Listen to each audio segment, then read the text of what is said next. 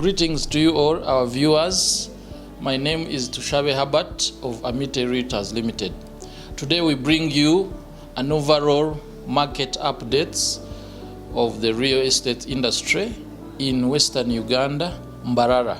We will be talking about the factors that drive the real estate market. Then we'll talk about who, the people that invest in real estate, and where they come from. We'll talk about the prices of real estate products in and around Mbarara. Then later on we'll talk about the challenges that face the real estate investors and players in this industry.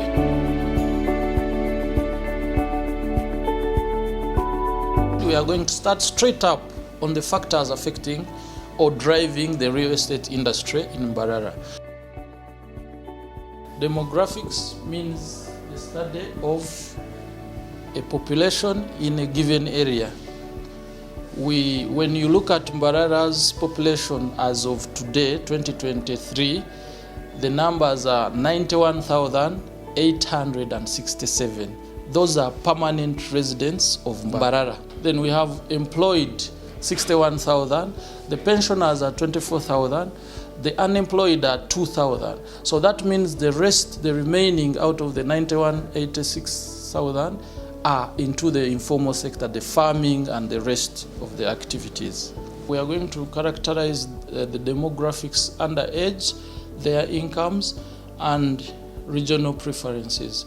And in all these statistics that I'm going to give you is a case study of Amity Realtors Ltd, the clients that we have served, the data that we have. Most of the clients that we serve range between the age of 25 and 35 years. 80% of these are men and 20% of these are women. 52% live and stay in Kampala, 12% live in Mbarara, 34% are from the diaspora. Then the remaining percentage are people from these other districts. Most of these people, like I've broken them down, most of these people prefer to buy either in their home village or on the main roads that get out of Mbarara or come into Mbarara, but towards their home village. Point 2 on the regional preferences, people prefer to buy near the town. In case a person is working in the middle of the town, they want always to be closer, like 6-kilometer radius, so that when they have a shop or they are busy in town, after work they can drive back to their homes. So most people prefer to buy close to the trading centers and towns. The other preference that people like for country homes and villages, people who are establishing country homes, they always want on the roadside, main tarmac roadsides. So you find that a person wants to be on tarmac 3 to 4 kilometers off tarmac. Interest rates as a factor that drives the real estate industry. This is the rates at which banks give you money when you borrow. So the rates are at 13 to 15 averagely across the country. So when the rates are low, they bring in more buyers. But when they are high, the buyers don't buy. Point number 3, the economy. You will realize that in Mbarara, we do not have a lot of manufacturing activities or factories. The other day when I looked, we have around 4 or 5 factories. And this, when they are in an area, you find all places are densely populated. The other time when UBL opened in Mbarara, we had a lot of activities and prices of that area increased. The areas of Ruharo, where that factory is, have increased, even the houses. When you look at Koranoria, where there is Pearl Diaries, there is a lot of activities around there. When you build a house, the occupancy ratios have increased, and that is what we've been talking about as manufacturing activities. We encourage that maybe if the investors are looking at this, can come and invest in Mbarara in terms of manufacturing. Then also, when you look at prices of goods, when the prices of goods and services are high, it also affects the real estate industry in many ways. You saw when the prices of fuel were high, you saw when the prices of food were high, the activities in real estate slows down a bit. Number 4 is pandemic. You all know pandemics are the disasters that befell before the country. For example, lately we had Corona, then we had Ebola, we had closure of all shops or businesses, and this affected the real estate industry, not only in Kampala but also here in Mbarara, because shops closed, businesses were shut down, people had nothing to do. So this affects so much the real estate industry. We pray that this cannot come back again. But the after effects even now are felt because people don't have money to buy real estate. And the shops, most people are just empty, the occupancy levels are still empty, and many others. Number 5, we are looking at the government policy. The government policy can either boost or hinder real estate industry. We look at the following. When we can look at taxes. Of late, the government has introduced taxes on property. You all know the taxes that are now levied on property.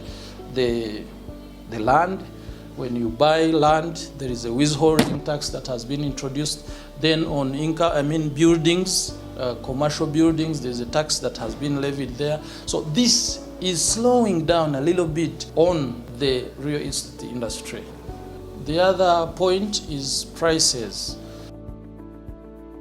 Different locations in Mbarara City have different prices, and they are categorized in the following. We have residential, commercial, and farmlands. And then we have properties, homes, built properties. These have different prices depending on their location and distance from the city center. And I've categorized them within the radius within which they are. 0 to 6 kilometers, a 50 by 100 ranges from 35 to 100 million. 6 to 10 kilometers, a 50 by 100 plot goes from 20 to 35 million. 10 to 15 kilometers, a 50 by 100 goes from 15 to 20 million. 15 to 20 kilometers, this ranges from 4 million to 13 million. And this applies to all roads coming in or from Mbarara.